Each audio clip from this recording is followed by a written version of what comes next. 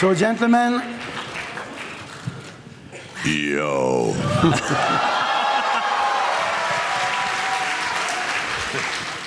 Sly is in Cannes. This is so great. Sly est à Cannes, c'est fantastique. Donc la masterclass va être en anglais. Si vous le souhaitez, vous pouvez prendre des écouteurs. Si vous ne parlez pas anglais ou si vous ne comprenez pas, il y a des écouteurs pour la traduction. J'espère que vous les avez tous. How are you, Monsieur Stallone? Comment allez-vous, Monsieur Stallone? Je trouve que c'est sensationnel cet accueil. Je suis très heureux d'être ici. Ça fait longtemps que je n'étais pas venu. J'adore l'énergie que vous dégagez. Je vous remercie de m'avoir donné la possibilité d'avoir une carrière aussi longue.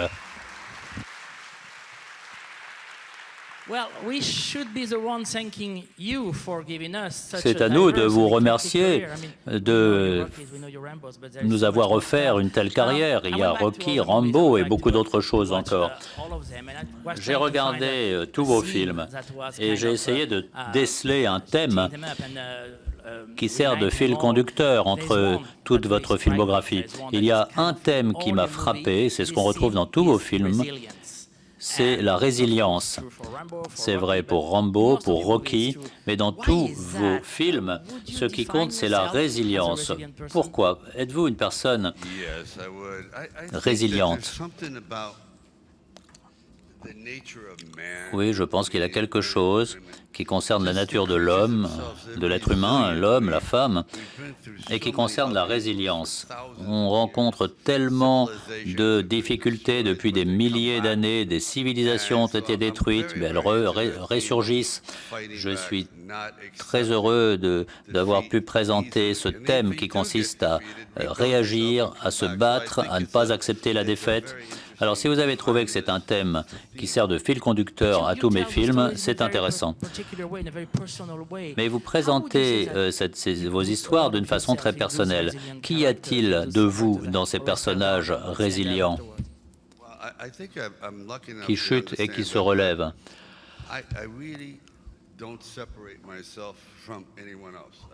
Personnellement, je ne me considère pas comme différent de quiconque. Je pense que nous tous, nous avons un fil conducteur. Nous comprenons tous ce que veulent dire la crainte, la peur, la solitude, l'échec, les victoires. Et si on peut raconter cette histoire-là, alors tout le monde va se sentir concerné. Mais si vous êtes au-dessus des autres, si vous êtes au-dessus de la peur, etc., ça n'intéressera personne. Ça veut dire que vous n'êtes plus humain. Être humain, ça veut dire trouver le juste équilibre entre toutes vos faiblesses et avancer comme cela. C'est ça la vie. Chaque jour, on pense qu'il y a une journée qui est merveilleuse et puis on passe un coup de fil et toute notre vie change. C'est très intéressant. C'est une bataille constante. Lorsque je réussis, je suis content. Bien sûr, j'ai échoué aussi, ça c'est certain. Mais quand ça marche, avec les Rambo, les Rocky, avec ces personnages que j'aime parce que Rambo traite de l'aspect sombre de la nature humaine que l'on connaît, que beaucoup de gens connaissent. Et Rocky, c'est différent, c'est l'optimiste. Il a conscience qu'il n'est pas quelqu'un de particulier, mais il essaie de l'être. Donc, il y a l'optimisme d'un côté, le pessimisme de l'autre. Parlons du début de votre carrière. Avant Rocky, les choses n'ont pas été faciles pour vous. Vous avez eu beaucoup de problèmes pour y arriver. Avez-vous eu des doutes lorsque vous étiez jeune? Avez-vous pensé que vous n'alliez pas réussir en tant qu'acteur? Non, je ne pensais pas. Je croyais être optimiste, mais je me suis rendu compte que j'ai des problèmes physiques. Ça a été difficile pour moi de parler, parfois, parce que j'ai eu un accident au moment de ma naissance. Donc, j'ai eu un problème à la bouche. Et donc, ça me fait parler avec une voix très, très grave. Donc, lorsque j'essayais de trouver du travail dans des publicités, les réalisateurs de ces publicités me disaient « Mais qu'est-ce que vous dites? Vous parlez quelle langue? On ne comprend rien. » Je savais que je ne parlais pas très bien, mais Arnold Schwarzenegger m'a dit « Mais t'as un accent en anglais. » Moi, j'ai un accent.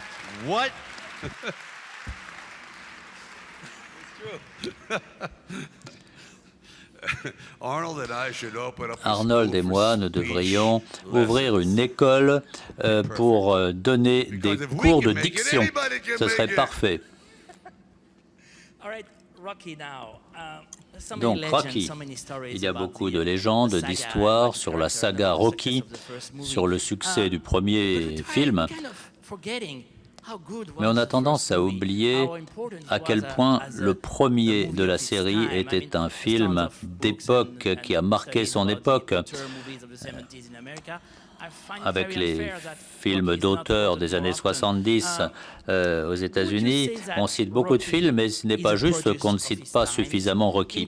Est-ce que Rocky est un produit de son époque en termes de cinéma et sur le plan social aussi? Rocky, c'est un phénomène des temps modernes. Sur le papier, c'était un échec garanti. Un acteur inconnu, un sujet qui n'est pas très populaire au cinéma. On a fait à peu près 300 films de ce genre et il y en a 299 qui n'ont pas marché. Mais vous avez raison, quelque chose a eu lieu. Le film a été fait en 25 jours, c'était très rapide, il a coûté moins d'1 million de dollars. Mais ce film a été puisé dans l'idée qu'il y a là un homme seul, solitaire, jusqu'à ce qu'il rencontre une femme. Et là, il renaît. Il renaît. Et ce n'est pas un film banal. Ce n'est pas un film forcément grand public pour gagner de l'argent. Ça aurait pu être un boulanger, cet homme-là. Ça pourrait être un réparateur de bicyclettes. Mais la vie, en fait, ça peut être un rêve, mais c'est aussi une lutte. Il y a tellement de films qui ont été faits sur la boxe. Eh bien, à l'époque, aux États-Unis, on était en 1976. C'était le deuxième siècle des États-Unis, le bicentenaire. Et donc, c'était très politisé à l'époque. Tout le monde parlait de politique, les chauffeurs de taxi, etc. Et moi, j'étais très naïf et j'ai fait Rocky, film optimiste. Et à l'époque, les gens étaient prêts pour le changement. Donc j'ai eu de la chance. C'était un film plutôt bien, si je peux dire. Le casting était incroyable. Il y avait des acteurs fantastiques. Quels sont vos souvenirs du tournage, du premier Rocky? Quels souvenirs gardez-vous du tournage?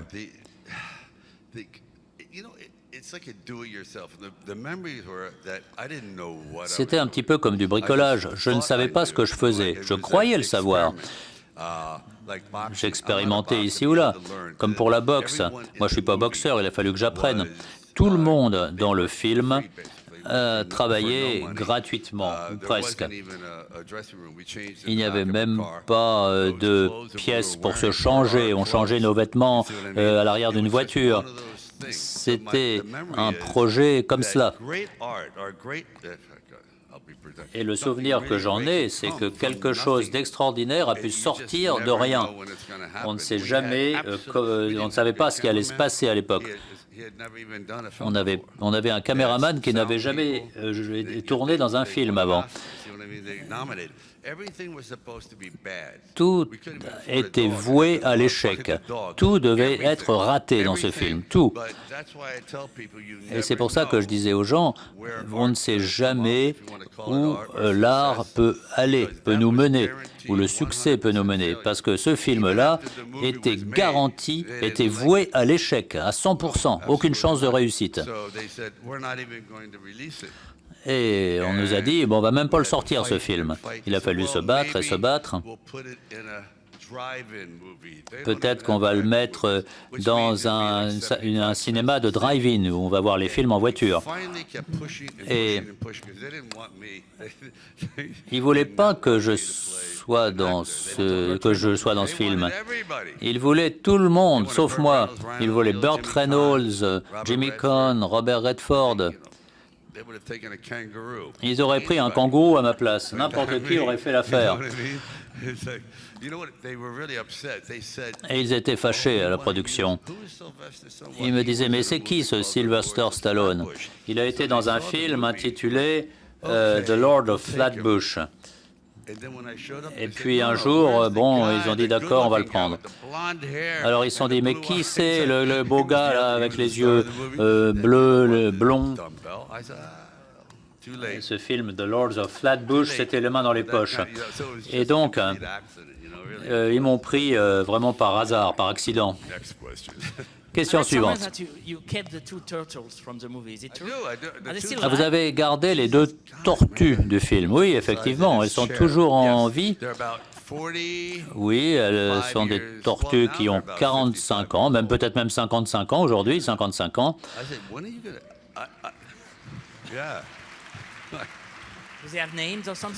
Elles ont des noms.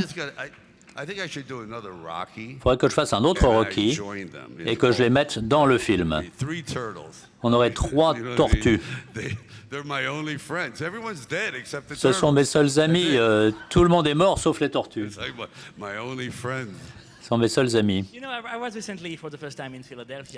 J'ai été à Philadelphie pour la première fois. Bien sûr, je suis allé voir les marches Rocky, les Rocky Steps. Il y avait là des centaines de personnes qui étaient là. Il y en avait d'autres qui voulaient se prendre en photo, faire un selfie à côté de la statue. Comment expliquez-vous la popularité de Rocky 40 ans après le film? C'est un phénomène. C'est très psychologique. Et je n'y suis pour rien. C'est pas grâce à moi. La première fois qu'on a monté ces marches, ça a été un échec à cause de la faiblesse. Et puis ensuite, il a réussi à monter jusque dans le haut. Et beaucoup de gens ont pensé que s'ils arrivent jusqu'en haut, ils auront réussi quelque chose. J'ai vu des femmes enceintes, j'ai vu des gens qui étaient portés dans leur chaise roulante par d'autres. C'est un symbole. Il faut arriver en haut pour se dire « j'y suis arrivé ». Et je pense que ça, c'est tout le pouvoir du cinéma. C'est fantastique. La seule raison pour laquelle j'ai utilisé ces marches, c'est qu'on n'avait pas d'argent. Et je me suis dit, il faut que Rocky fasse quelque chose. Et la première fois, je me suis dit, ah, là, il y a des marches. Et pourquoi est-ce que Rocky ne monterait pas jusqu'en haut? Et je me suis dit, bon, il y en a quand même beaucoup. Ça fait haut. Et Rocky essaie de monter.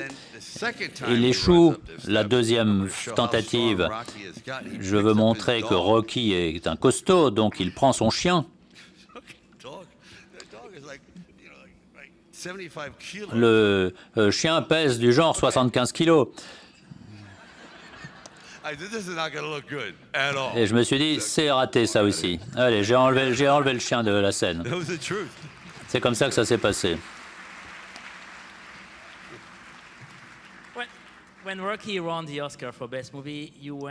Lorsque Rocky a reçu l'Oscar du meilleur film, vous êtes allé sur scène et vous vous êtes dit « Je vous aime au nom de tous les Rocky du monde ». C'était en 1976. Pensez-vous qu'il y a encore beaucoup de Rocky dans le monde d'aujourd'hui et quel serait votre message à leur égard? Les Rocky et les Rockets et les Roxanne, la population continue à augmenter, la vie devient de plus en plus difficile et complexe.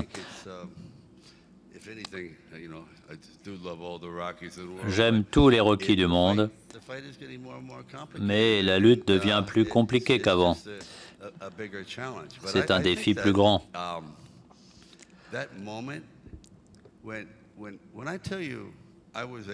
À un certain moment, moi, j'étais personne. J'étais un rien du tout.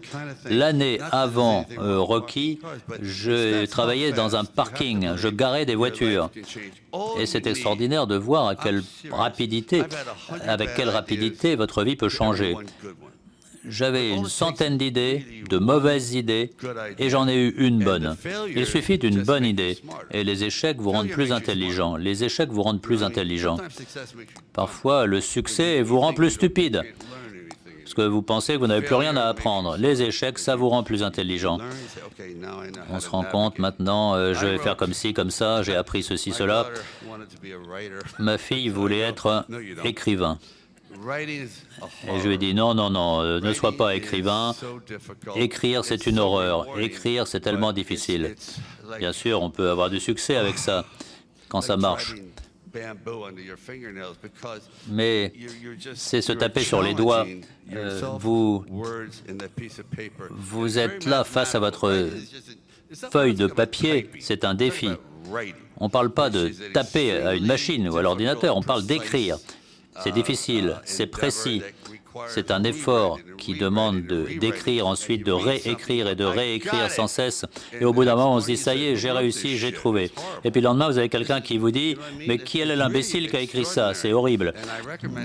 Et donc, je vous recommanderais de ne pas être écrivain, sauf si vous avez l'âme pour ça.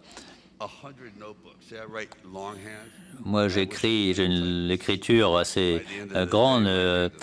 Et à la fin de la journée, quand j'écris, eh bien, j'ai du mal à écrire, c'est dur pour la main. Et j'ai écrit des centaines de cahiers. Pour chaque œuvre que tu vas écrire, pour chaque mot que tu vas écrire, tu vas peut-être en écrire 500. Non, ne fais pas ce boulot. Un mot écrit, c'est une chose excellente, importante, mais bien sûr, réaliser cela, faire un film, c'est un style de vie. Réaliser, c'est une réalité, tout le reste est irréel.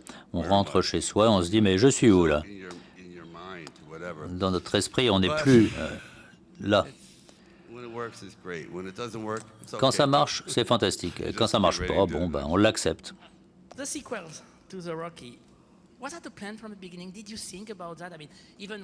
Les différents Rocky, avez-vous, dès le début, eu l'intention d'en faire plusieurs?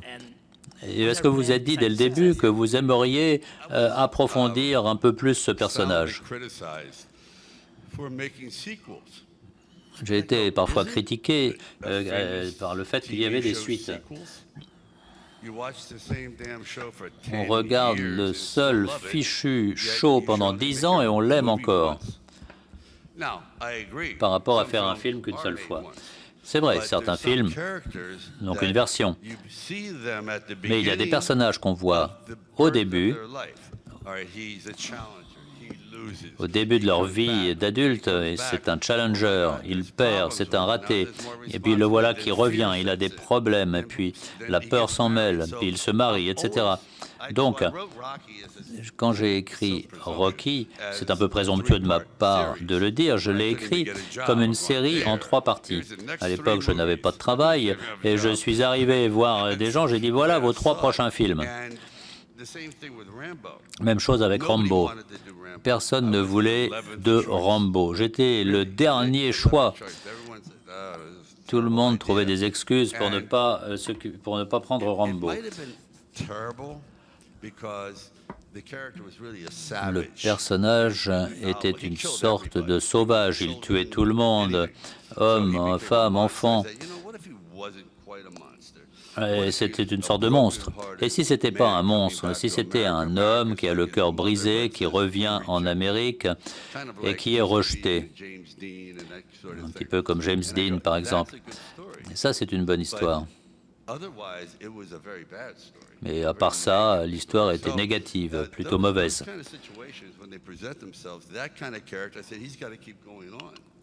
Lorsque ce genre de situation se présente, eh bien, on a là un personnage qui doit continuer à aller de l'avant.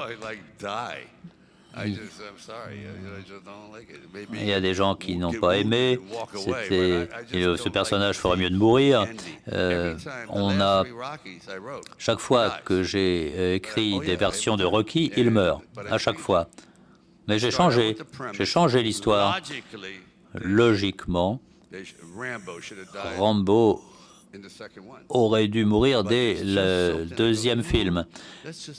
Mais non, essayons d'aller encore un peu loin. Logiquement, il devrait mourir. Mais si on laisse la logique de côté, où peut-il aller? Et ça donne une histoire de plus.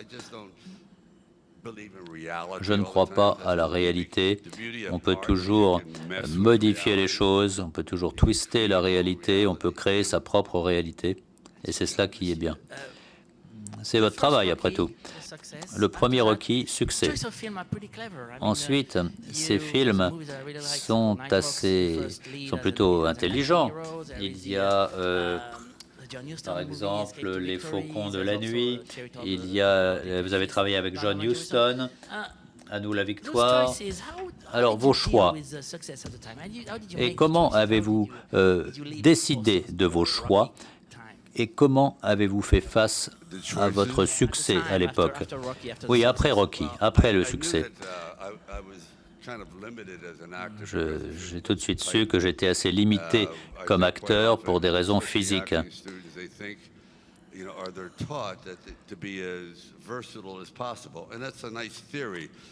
Dans les écoles d'acteurs, on vous enseigne à être versatile, mais c'est de la théorie. En réalité, il y a des choses qu'on fait bien, quelqu'un d'autre peut faire quelque chose d'autre, mais il ne fera pas ce que moi je peux faire. C'est ce qui fait que c'est très intéressant. Dustin Hoffman, s'il jouait Rambo et moi Tootsie, je ne sais pas si ça marcherait. J'ai envie de voir ça. Non, non, vous n'avez pas envie de voir ça.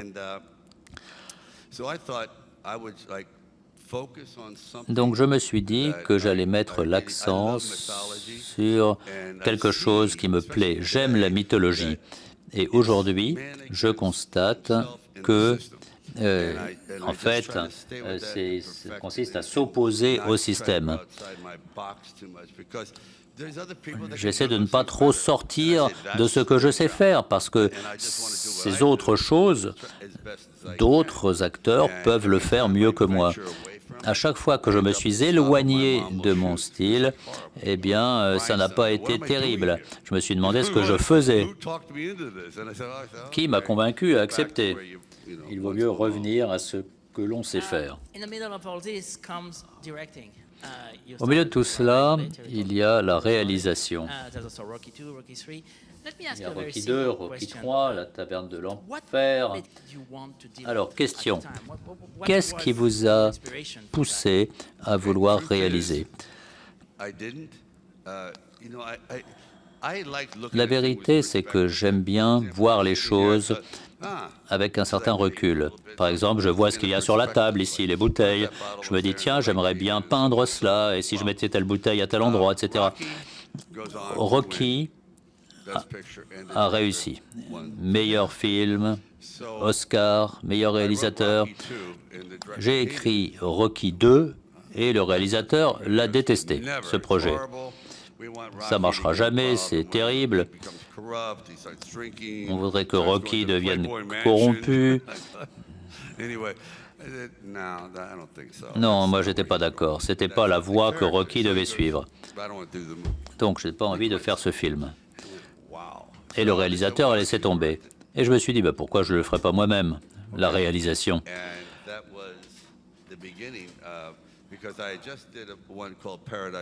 Ça a été le début, parce que j'ai fait un film intitulé La Taverne de l'Enfer, et tout le monde n'aimait pas ce film. Moi, j'ai adoré. Il y a des gens qui trouvaient que c'était plutôt bizarre. Et quoi qu'il en soit,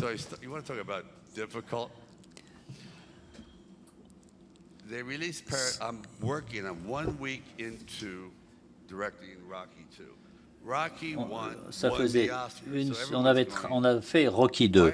Rocky avait eu les Oscars. Et on m'a dit, mais pourquoi est-ce que c'est lui qui veut réaliser le film? Pourquoi c'est pas l'autre réalisateur, celui qui a eu les Oscars? Et puis, je me suis lancé dans La Taverne de l'Enfer. Je vais en salle voir la projection. Il y avait 4 personnes à Philadelphie, 4 personnes. Et je me dis, oh là là. On est mal parti. Là, tu dois apprendre quelque chose. C'est un désastre. tu dois the sequel to an Oscar-winning movie. retourner à la réalisation sans pression et faire Rocky 2. Et là, ça m'a poussé à travailler un peu plus. Et c'est le genre de pression auquel il faut faire face. Moi, j'adore la réalisation. J'ai peut-être trop réalisé, je me suis épuisé.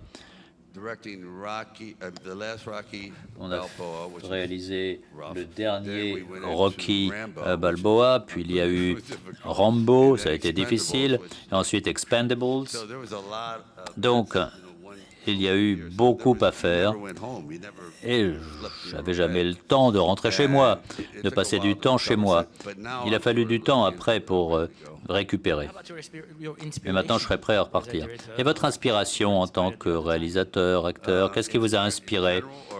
Qu'est-ce qui m'a inspiré en général? Oui, en général. Il n'y a pas de manque d'inspiration autour de nous.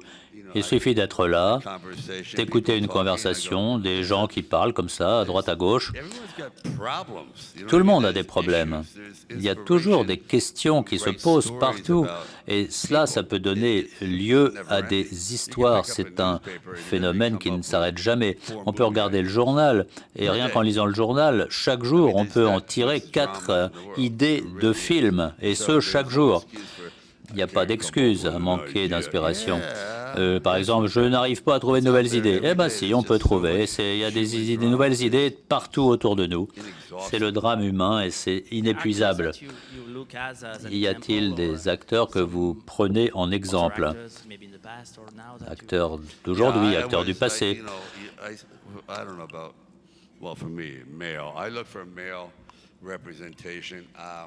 Moi, si je pense à des acteurs, hommes, le premier acteur qui a vraiment attiré mon attention, c'est Kirk Douglas.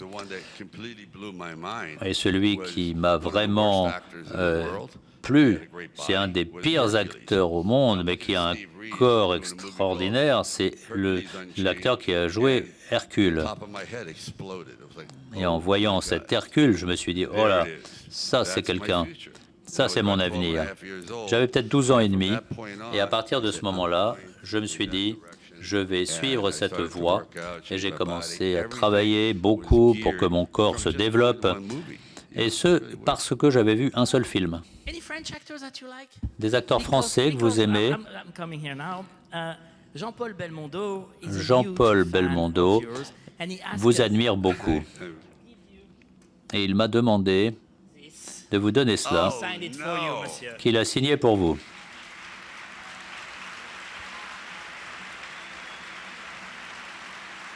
Yo, Paul! He really signed it for you. No, he's a really big fan. He did. I wanted to do the remake of Borsalino like 100 times. Moi, j'aimerais faire un remake de Borsalino. Je ne l'ai jamais fait. Oui, vraiment? Vous pouvez nous en parler? Alain Delon, à l'époque, il n'a pas été facile de se mettre d'accord. Il y avait avec Kurt Russell, par exemple. Enfin, ça, c'était il y a longtemps, il y a peut-être 20 ans.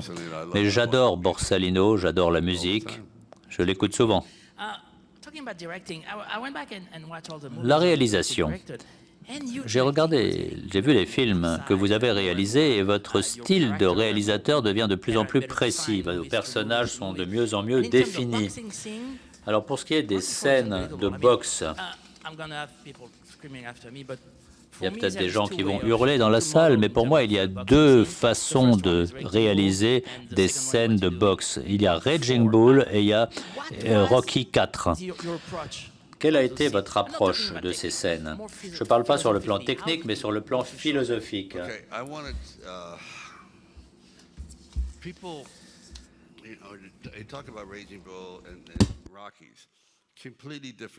Raging Bull et Rocky, ce sont 2 univers différents. Raging Bull est une biographie fantastique. sur l'homme. Rocky IV was going to be about this battle. Rocky IV And I parle said, d'une this has got to be something bataille.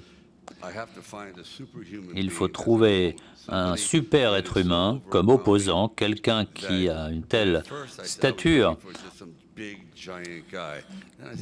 qu'il puisse réussir. Je pensais au départ trouver quelques acteurs à la stature de géants. Et puis, il y a Dolph Lundgren qui est venu et je l'ai tout de suite détesté. Je me suis dit, mais pourquoi je le déteste autant? En réalité, c'est parce qu'il est parfait. Il est parfait. Et j'imaginais qu'en tant qu'athlète, ils allaient pouvoir trouver quelqu'un de parfait, indestructible, des épaules, des bras, etc., de géant. Enfin, il avait tout ce qu'il fallait. Et Rocky, lui, il a plein de défauts. Il est petit, il est moins costaud, etc. Donc, il fallait créer ce match, cette lutte. Et il a fallu des mois et des mois et des mois de répétition. Parce que ce match que vous avez vu, il a été tourné en 2 mois.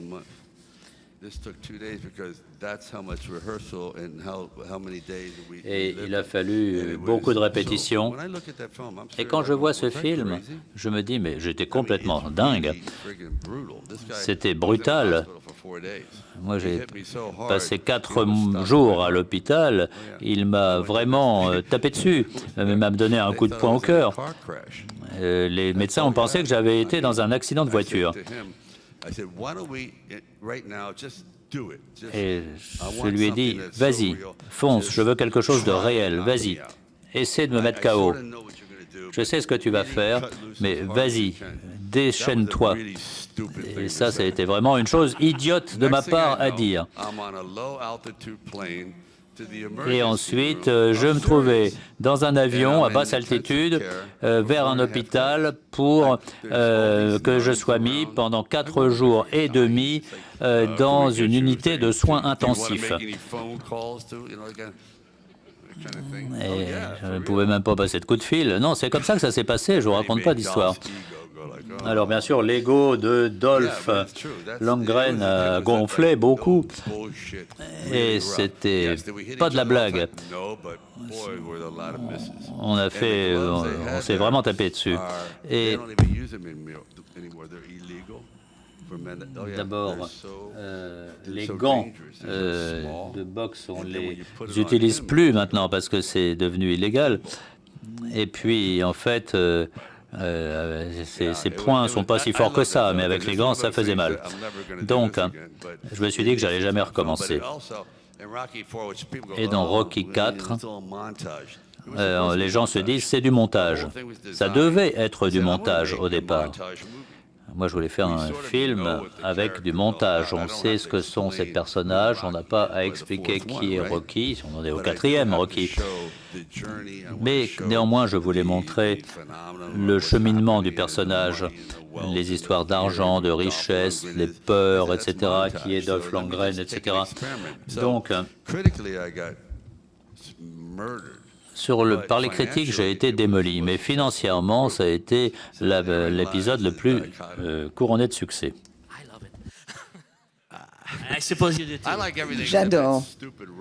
J'adore tout, sauf ce robot vraiment stupide. Je ne sais pas d'où est venue l'idée. Je me suis dit, pourquoi avoir un aspirateur qui parle? C'est facile de m'impressionner. J'étais dans une pizzerie et il y avait ce robot qui disait « achetez de la pizza, achetez de la pizza, achetez de la pizza ». Et je me dis « c'est pas mal ça ».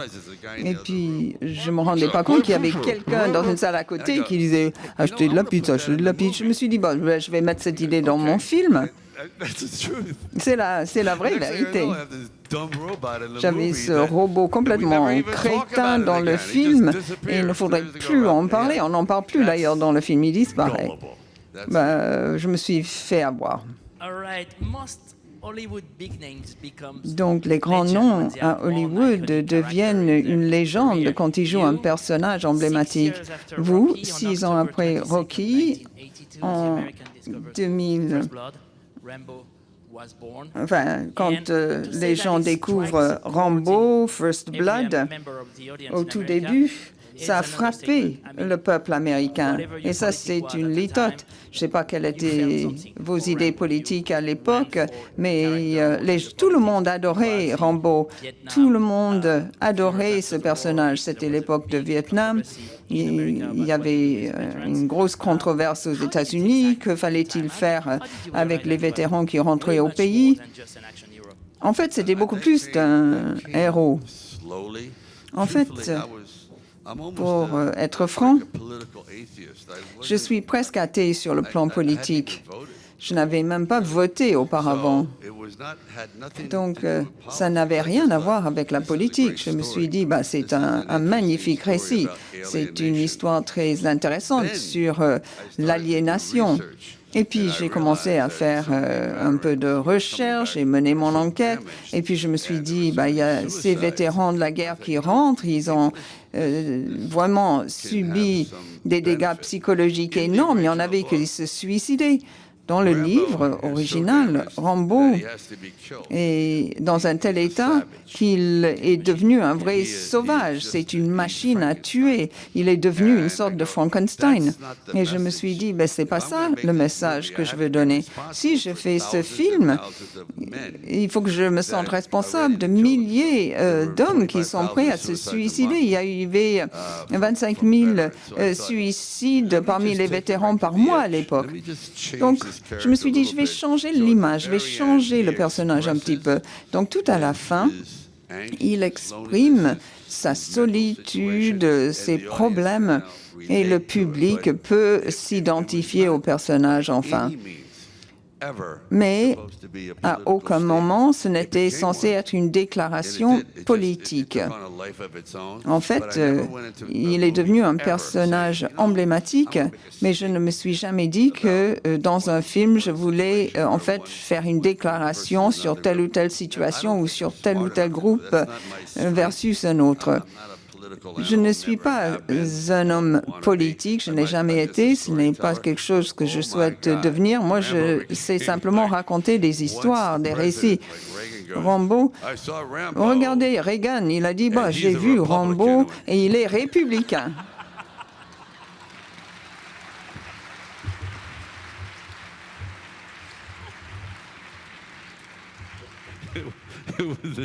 Franchement, c'est la vraie vérité. Donc peut-être qu'il s'est transformé en républicain, je ne sais pas. Dans chaque film Rambo, il ne rentre jamais à la maison. Il va en Afghanistan, il va par-ci, il va par-là. Mais à un moment donné, il rentre à la maison. Mais dans un sens, il n'y arrive jamais, si vous voyez ce que je veux dire. Il est là sans l'être. Et en fait, tout le récit tourne autour de cette idée. Il se rend compte, dès qu'il franchit la porte, il se rend compte qu'il ne maîtrise plus la situation. C'est le monde qui maîtrise les gens. Vous avez raison sur le plan politique. Mais quand on a vu les Rocky dans les années 80 et les Rambo depuis l'Europe, il représentait l'Amérique de l'époque, vue de l'étranger. Comment est-ce que vous avez géré cette image à l'étranger? En fait, c'était quelque chose d'assez controversé. Je n'ai jamais rien pris de façon trop personnelle. Les gens disaient, Rocky, il est vraiment très à droite. Rocky, c'est juste un homme simple qui a grandi avec cette mentalité parmi des gens comme ça. C'était comme ça à l'époque, d'ailleurs. Les gens, ils étaient très patriotiques. Lui, il a grandi à cette époque-là. Donc, il était comme ça, sans comprendre. Ce n'est pas un animal politique. Il s'entoure d'un drapeau, il pense qu'il fait bien. Il en est ravi, mais il ne le fait pas du tout pour se montrer. C'est un peu comme les athlètes ou les boxeurs. Quand un boxeur gagne, il montre le drapeau du pays. en disant, voilà, nous sommes mieux que vous. C'était comme ça à l'époque. C'est ce qu'on leur avait appris à faire pendant des années et des années. Donc, en fait, pour moi, ce n'était pas donc une sorte de confrontation d'idées politiques.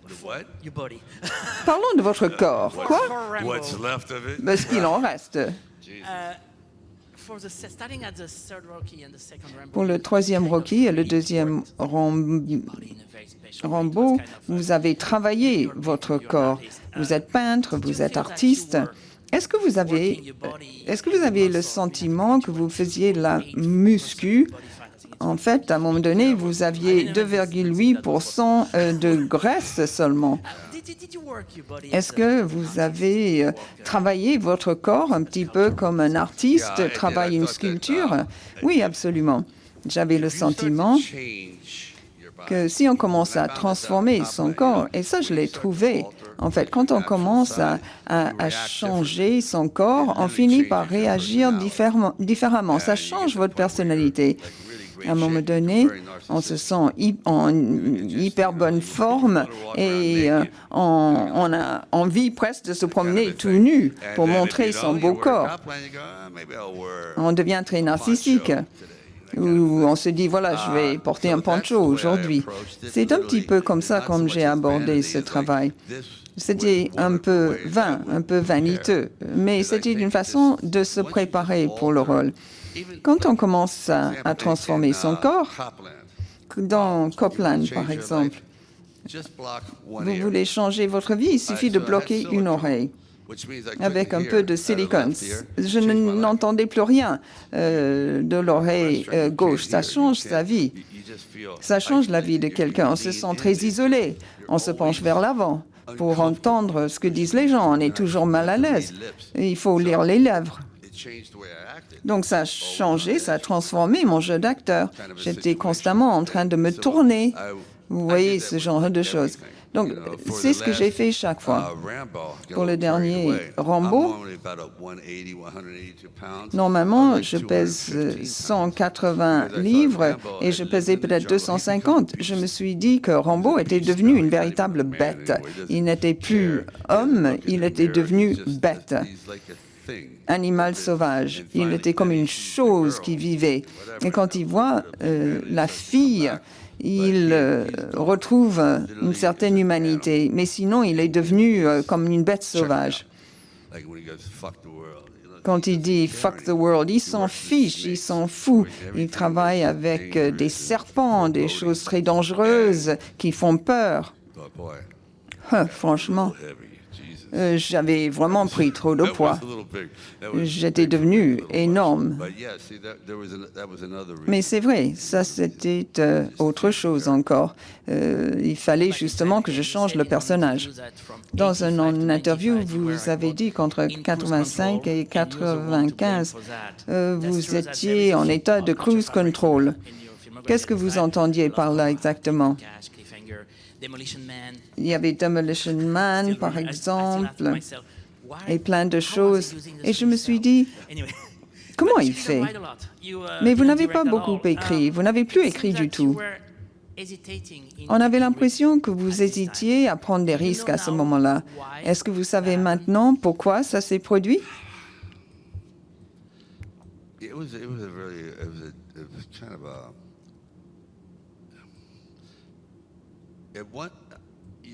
Je ne sais pas.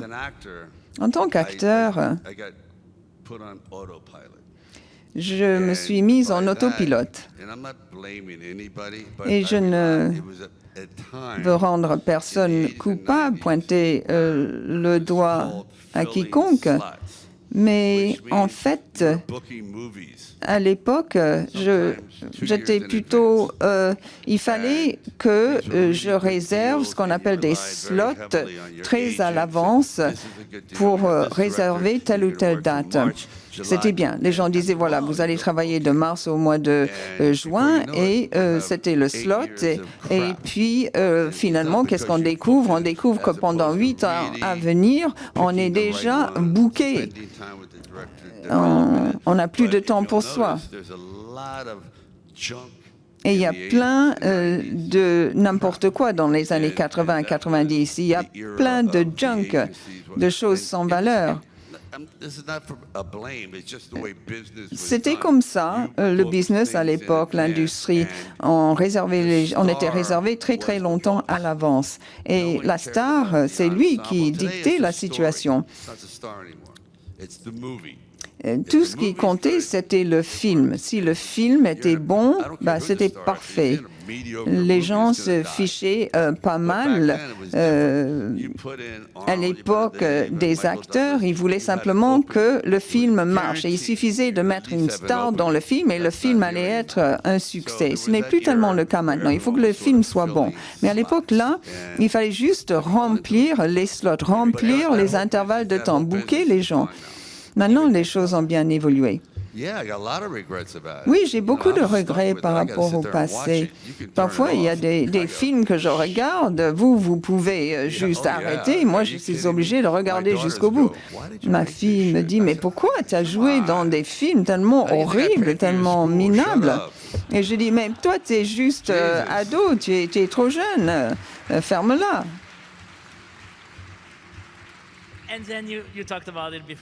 Vous en avez déjà parlé, mais après, il y a eu Copland.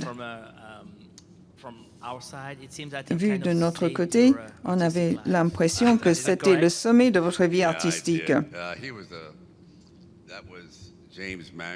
C'était James Mangold. Il était un réalisateur incroyable. Et je me suis dit, OK, je suis allé le plus loin possible dans ces films avec beaucoup d'action physique. Je vais essayer de passer à autre chose. Je vais manger le plus de crêpes et de croissants possible et de pain perdu et, bon, peu importe mon corps. Je vais essayer de travailler avec mes yeux, avec le langage corporel. C'était bizarre, car mon personnage, c'est le plus faible dans le film. Donc, il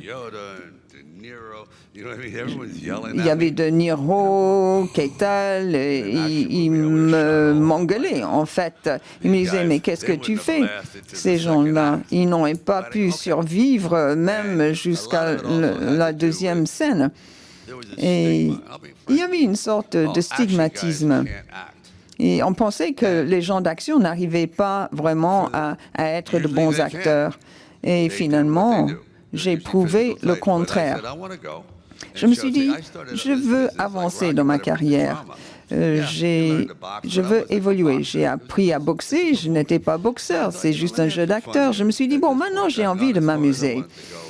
Je suis allé jusqu'au bout avec ces films d'action très physiques. Je vais travailler avec James Mangold et puis je vais faire vraiment autre chose. J'étais avec plein d'acteurs, d'actrices formidables. Pour moi, c'était vraiment un défi, c'était un challenge. C'était comme une sorte de concours. Je voulais me tester. Je voulais voir si j'allais y arriver. Je voulais voir, me mesurer par rapport à ces autres acteurs. Est-ce que j'étais leur égal? Je me suis dit, je mets de côté l'action, je vais voir si je peux jouer toutes ces émotions à l'écran. Et c'était un très beau film. Je l'ai beaucoup aimé. Je me suis régalée. Nous aussi. Après Copland, vous avez fait plein d'autres choses. Peut-être plus commercial. Vous avez fait Rocky Balboa. Je me rappelle de la réaction du public à l'époque. C'était bien plus rempli d'émotions que les autres films. Les gens vraiment pouvaient s'identifier au personnage principal. Vers la fin, il y a tous ces gens qui montent ces marches. Est-ce que vous avez joué un peu avec le public? Est-ce que vous vouliez rendre hommage à ces gens? Oui, en quelque sorte. Avec Rocky V, on a repris le réalisateur d'origine et la magie n'y était plus. C'était probablement de ma faute, entre autres. Et le combat a eu lieu à l'extérieur de l'arène. Et bon, ça a foiré, ça n'a pas bien marché. Les gens n'ont pas vraiment aimé le film. J'étais très déprimée. Ma carrière, en même temps, s'est fruitée. Personne ne m'appelait, l'agence ne voulait plus de moi, le gérant, pareil. Et je me suis dit, bon, si je pouvais réparer la situation, eh bien, j'aimerais avant tout réparer Rocky. Et puis, je voudrais juste prendre ma retraite. Donc, je me suis rendu sur place, voir les gens. Ils m'ont dit, non, toi, c'est fini, le personnage aussi. Ça fait 16 ans. Ça fait 16 ans que ça s'est passé. Si je venais vous voir en disant j'ai 59 ans, je veux jouer un personnage de boxeur, le dernier film qu'on a fait a été un véritable désastre. Et il y a toute une nouvelle génération d'acteurs. Les gens vont même pas savoir de quoi vous parlez, donc c'est juste impossible. Mais bon, j'ai insisté de nouveau et finalement j'ai trouvé Joe Roth, j'ai trouvé ce type. Et miracle, j'ai réussi à faire ce film pour rien du tout. Personne ne voulait jouer dans ce film, tout le monde se moquait de moi, bon, je comprends pourquoi. Mais je me suis dit, ça tourne pas autour de la boxe, mais autour du chagrin. Je pense que nos vies sont une question de mathématiques. Jusqu'à l'âge de 40 ans, 45 ans, tout va bien, tout est magnifique, la carrière bat son plat. On est magnifique, les enfants marchent bien à l'école. Et puis, dans la deuxième partie de sa vie, les enfants quittent la maison, il y a une fuite d'eau à la maison, on perd ceci ou cela, les amis meurent, on se dit, mais mince. Donc, c'est une question de soustraction, pas d'addition. Et comment gérer cette soustraction? C'est ça qui est difficile. Et je me suis dit, ça, c'est l'étoffe d'un film. Et Rocky, il va parler de la perte. Il va justement sortir et parler de ce non-dit. Donc, il remplace une ancienne douleur par une nouvelle. Ça paraît simpliste, mais il a besoin de se racheter. Et on m'a répondu, mais personne ne veut voir ce genre de truc. Et j'ai dit, mais oui, mais si, c'est vraiment le cas. Et en fait, c'est le point d'orgue de ma vie, parce que c'était tellement difficile. Ça a été plus difficile à réaliser que Rocky 1. Une différence énorme. Et franchement, le résultat est magnifique. À la fin, je voulais que tout le monde monte ces marches. Je voulais que tout le monde sente qu'ils avaient réussi quelque chose. Il y avait tellement de personnages, tellement de personnes différentes. Et à ce moment-là, j'étais très tentée de prendre ma retraite, de ne plus rien faire.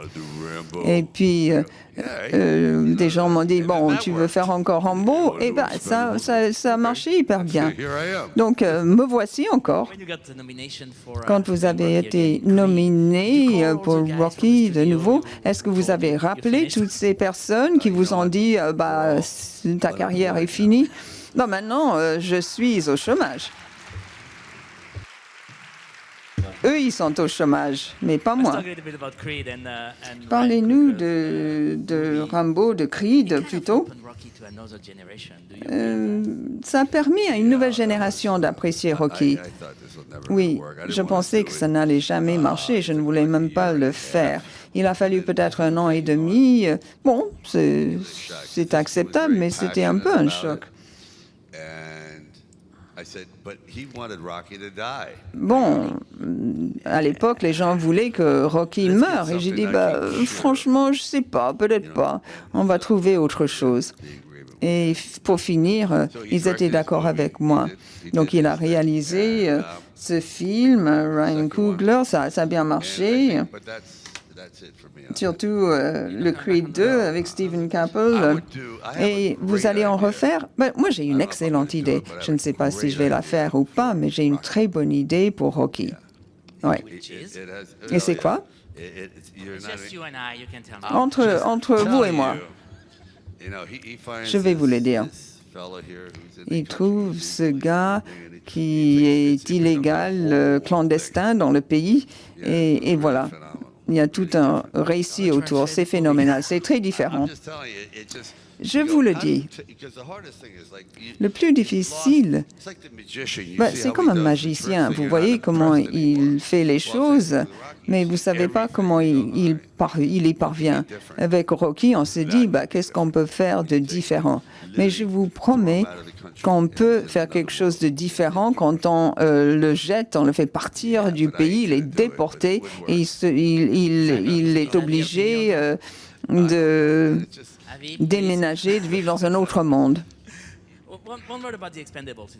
Les Expendables, de nouveau.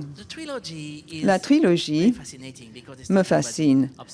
Elle parle de l'obsolescence du concept d'un héros d'action. Comment écrire ce genre de film? Comment ça s'est fait? Comment est-ce que je l'ai écrit? Eh bien, vous allez voir les chanteurs d'il y a 30 ans et vous avez l'impression qu'ils ne sont franchement pas très bons. À l'époque, c'était des stars, mais maintenant, ils ne le sont plus. Ils sont mal habillés. Les choses ont changé. Donc, j'ai invité ma femme à aller au bal de Hollywood et je suis allé voir les Righteous Brothers, mais il y en a un qui est mort, donc il ne reste qu'un seul frère. Et puis, il y a les Young Rascals qui sont devenus de vieux Rascals. Et puis, il y avait d'autres groupes. Il ne restait plus qu'un parmi les trois. Et ma femme a dit, mais c'est vraiment horrible, c'est lamentable, c'est n'importe quoi. Mais je me suis dit, d'accord, mais pourquoi est-ce que la salle est pleine alors? Je regardais autour de moi et je me suis dit, c'est ça. Vous n'allez pas payer 5 centimes pour voir une de ces personnes-là. Bon, j'exagère un petit peu. Vous le feriez.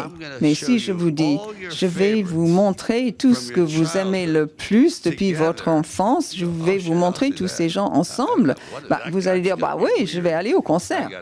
Il faut absolument que j'y aille. Je ne peux pas rater ça. Donc, je me suis dit, je vais faire la même chose, mais avec la musique.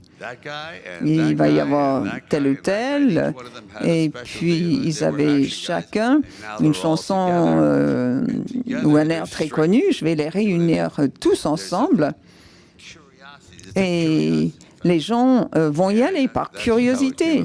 Et c'est comme ça que ça s'est passé. J'avais regardé cet horrible concert de musique et c'est à partir de là que j'ai eu cette idée. On ne sait jamais à partir de quoi on va trouver une belle inspiration pour un film. Je me rappelle, il y avait tous ces gens sur la Croisette, vous étiez tous ensemble, vous montiez les marches ici pour The Expendables.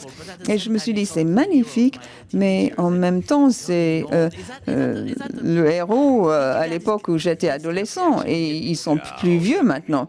Vous voyez souvent cette réaction-là chez les gens? Oui, vieillir, c'est vrai. Parfois, on a le genou bloqué, on est tous comme des handicapés. Mais bon, ça peut faire partie du récit, de l'histoire aussi, même avec Rambo. Je ne peux pas prendre ma retraite. J'ai eu peut-être une trentaine d'interventions chirurgicales. Je suis comme un homme bionique. J'ai été opéré de l'épaule, du rachis. En fait, il faudrait me mettre un peu d'huile le matin pour que je puisse me lever et marcher. Mais ça fait partie de la chose. Il faut l'accepter. Il faut se dire, oui, voilà, ce sont mes blessures de guerre, il faut faire avec. Je me sens bien. Même si, j'ai plein de problèmes. Bon, c'est sûr qu'on vieillit. Il faut juste l'accepter. Les gens, quand ils me le disent, oui, peut-être je ne suis plus le plus fort ou le plus rapide.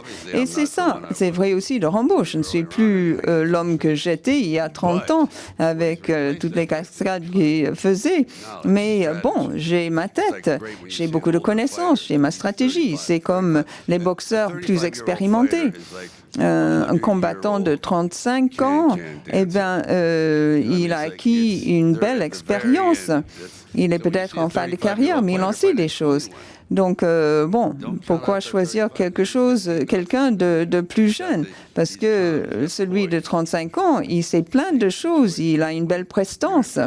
Même chose, quand vous êtes plus âgé, vous êtes un homme d'action, il ne faut pas faire semblant d'être plus jeune, sinon le public n'est pas dupe.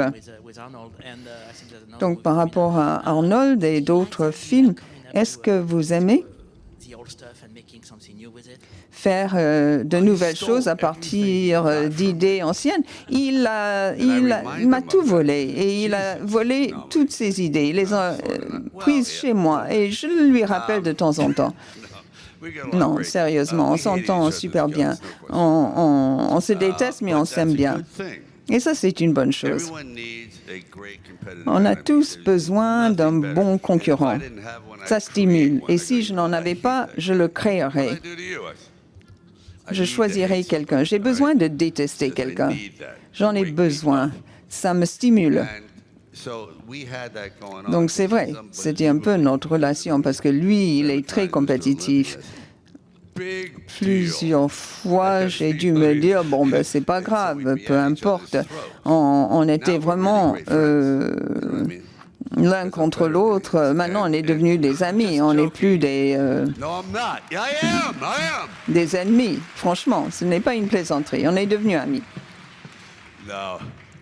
Non, sérieusement, il est phénoménal. Je l'aime beaucoup. Il est incroyable. Il est assez dur. Donc, lorsqu'on s'est trouvé réunis avec Escape Plan, on s'est dit, bah, c'est pas mal, mais ça vient 35 ans trop tard. Donc, deux types en prison, etc. Mais on aurait dû le faire bien avant. Mais on n'arrive jamais à se mettre d'accord lorsqu'on s'assoit ensemble. Moi, on se dispute toujours. Moi, j'ai dit, voilà, je veux avoir tel ou tel fusil. Lui, il veut le même. Donc, finalement, on s'est assis ensemble et on s'est dit, bah, franchement, on s'apprécie mutuellement. J'adore son jeu d'acteur. Nous, on travaille bien ensemble. On s'est dit, bon, on va essayer de faire un film. Je me suis dit que l'industrie a tellement changé. L'industrie est devenue presque scientifique à bien des égards.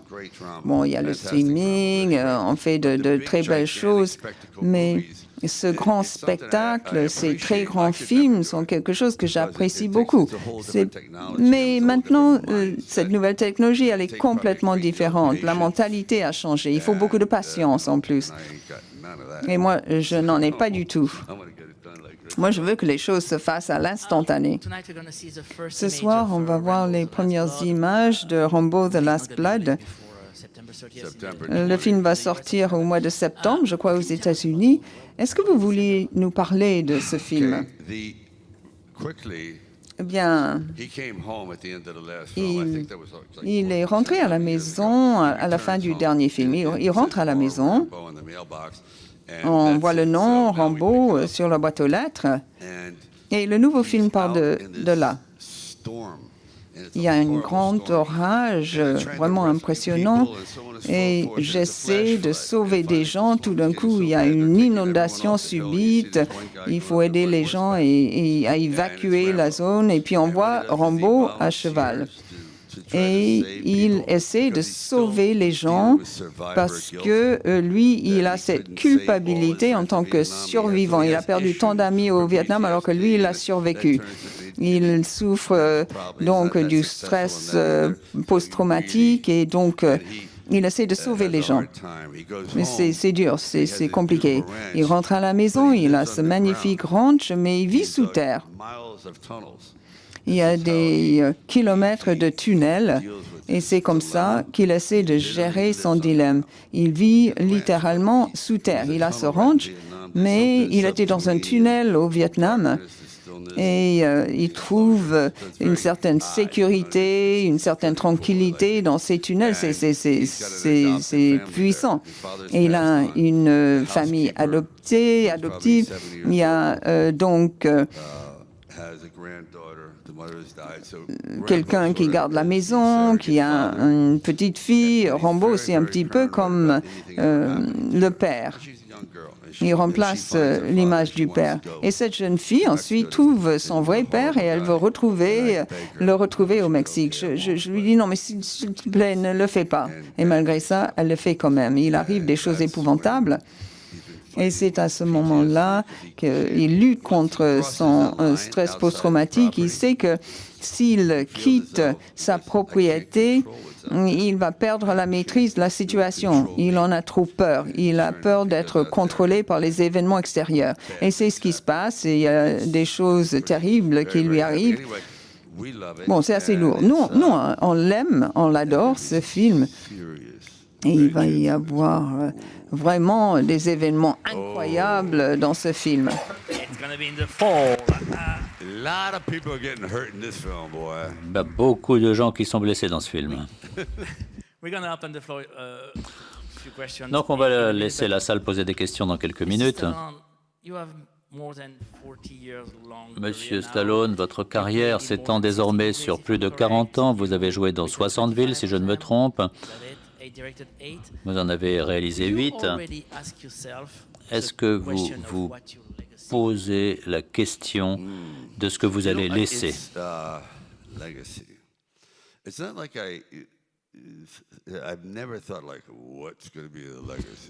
Je ne me suis jamais demandé ce qu'allait être l'héritage que je laisserai derrière moi. L'héritage, en fait, c'est au public de le décider.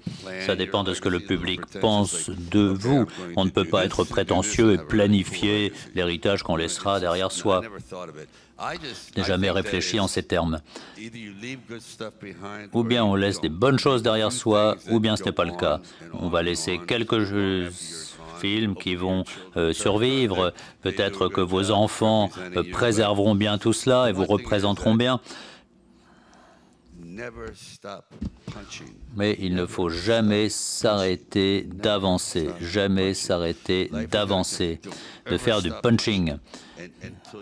La vie consiste à avancer jusqu'à ce qu'on ne puisse plus.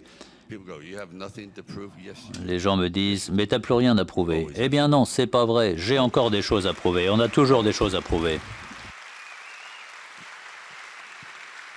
On this, we have a couple of questions in the audience. Is there mics? Est-ce qu'on a des micros pour le public? Le monsieur là, voilà. Oui. Vous pouvez poser la question en français si vous voulez, je peux traduire. Si c'est... Merci, bonjour. Tout à l'heure, M. Stallone disait que pour le premier Rocky, le caméraman, c'était son premier film.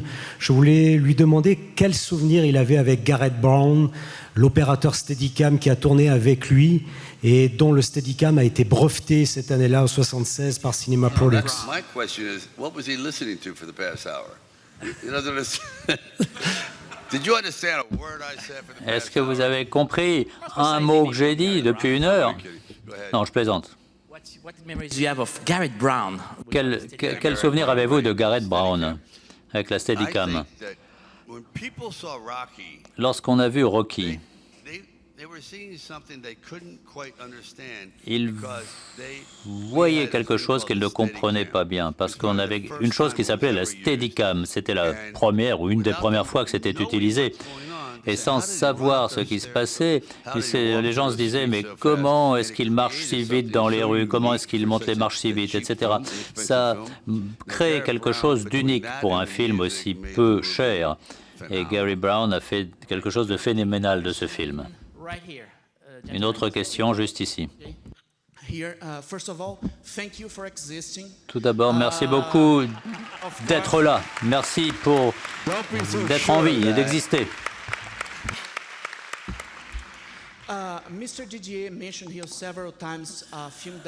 Didier a mentionné plusieurs fois un film populaire en Amérique latine, le film intitulé Copland, Cobra, le film Cobra. Le film Cobra. Cobra, c'est un des films au sujet desquels je me dis, mais si Bruce Springsteen avait un fusil, essayons de mettre les deux choses ensemble.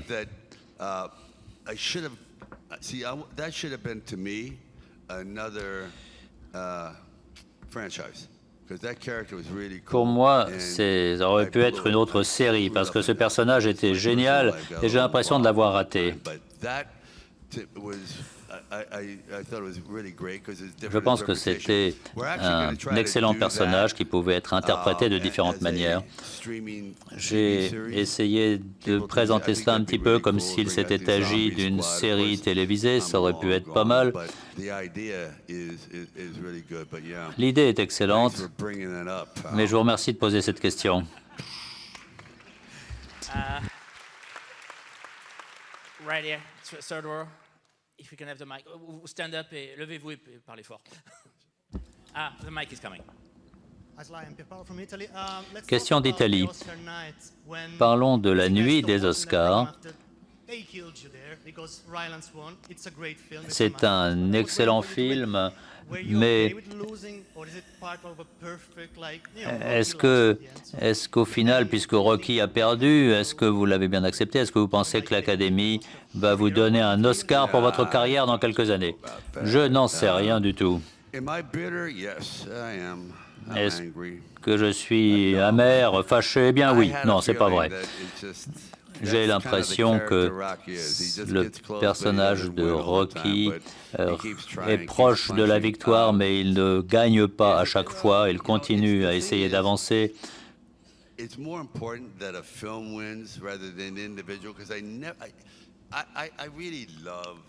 Il est plus important que le film réussisse plutôt que des personnes.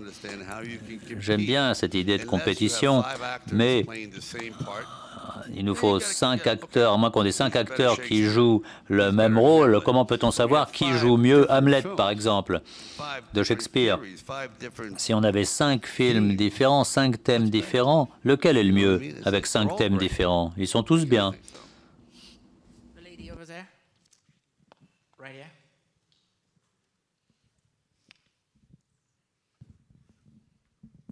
Hello, Mr. Stallone. My name is Noah. Merci, Monsieur Stallone. Merci. Ça va être le dernier Rambo. Rocky prend sa retraite. Alors, qu'est-ce que vous préparez de plus? Par exemple, de la lutte. Vous dites que l'échec rend plus intelligent. Je vais vous expliquer. Si quelqu'un vous dit que vous faire de la lutte, ne vous lancez pas dans le sport qui s'appelle la lutte.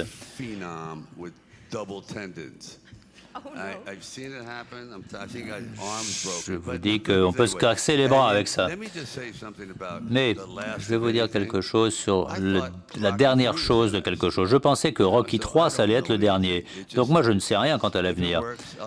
Si ça marche, je continuerai. Parce que j'apprécie ce que je fais.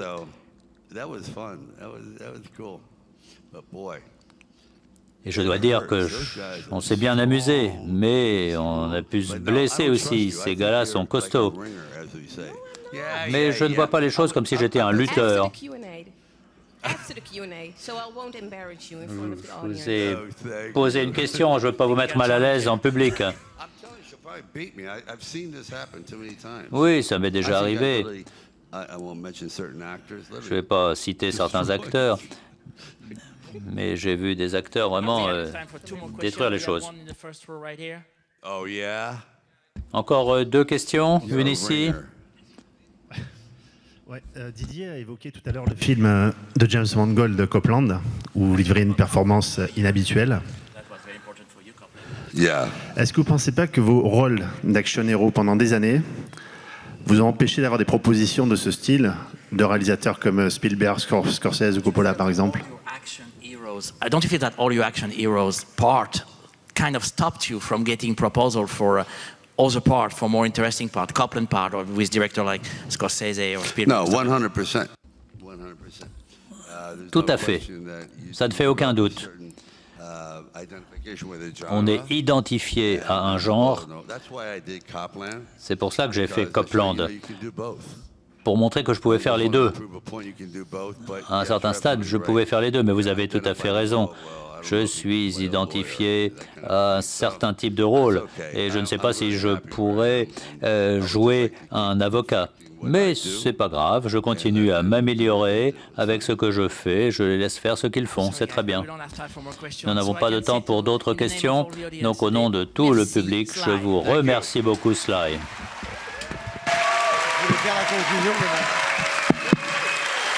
Merci à vous tous, je voudrais qu'on remercie très très fort Sly Sylvester Stallone et Didier aussi, Didier qu'on peut remercier.